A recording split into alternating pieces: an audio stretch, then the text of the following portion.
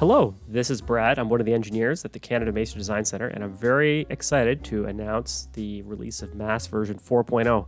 You might be looking at the screen and wondering if your eyes are deceiving you. No, that is a multi-story shear wall. Wow, incredible, right? That's what I thought too.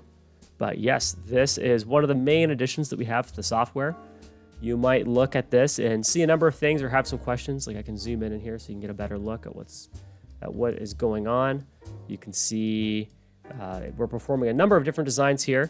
This video is just meant to be a quick 2-minute snapshot of what is new. And so I don't want to go through everything. I mean, you'll notice that I have a plastic hinge here, for example. That is because in our new seismic tab, I have specified a higher level of ductility. So we have a moderately ductile shear wall, and so that requires a plastic hinge region. The software handles that for you. And actually, as a bit of a side note, I was talking to my grandmother, and she was very concerned whether or not I was performing the ductility verification for these designs. So you can rest easy. We do actually do that for the ductility verification.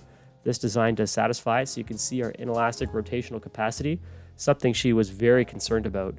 You can see it's higher than the demand.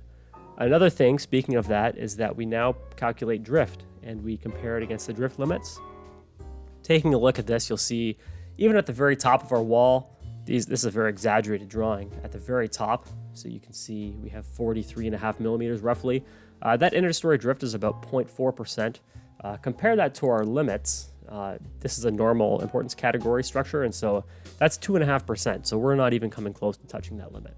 And with masonry design in general, we typically don't hit those. You'll see our interaction diagram is also quite detailed that we have there as well. A lot more information there. If you have any other questions about these things, like I said, this is a very quick guide. We have updated our help documentation as well. And so if you take a look at that, we have a new website that pops up actually when you go through if you have any questions.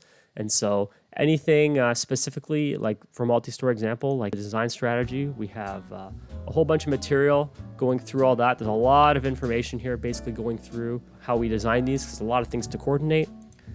So that's one of the main changes. Another thing I just want to point out is boundary elements. So we do have that as an option in the software. There's a new tab that shows up here. So you can look at that, add a default boundary element that shows up, which is great. So basically it allows for these tied regions of steel on each end of the wall. And especially when it comes to dealing with that ductility verification for moderately ductile and ductile shear wall design, sometimes it's something that's required, especially if you're looking at something post-disaster in the building code, then you have no choice but to handle those requirements. And so this is just basically another tool in the toolbox that you can use to deal with those ductility verifications. Last but not least, our activation system, that has been updated as well to be a little bit more clear, and the online activation is back to reaching the right server, and so we're very happy about that. If you have any other questions about anything new with MAS version 4, like I said, there's a lot that I didn't get to. Even things like with our shear design and the way that we show those results has changed. There's another longer video that's available if you really want to get into the weeds a little bit more. But if you really want all the details, I just want to stress that on the website we have a lot more information. So even going through the different design steps and going through everything with these designs. I mean, it's quite a long article, but going through it explains how you can have different groups or other things in the software, like arranging your floor layout and things like that. Thank you, and if you have any other questions, please feel free to contact MAS Technical Support. Thank you.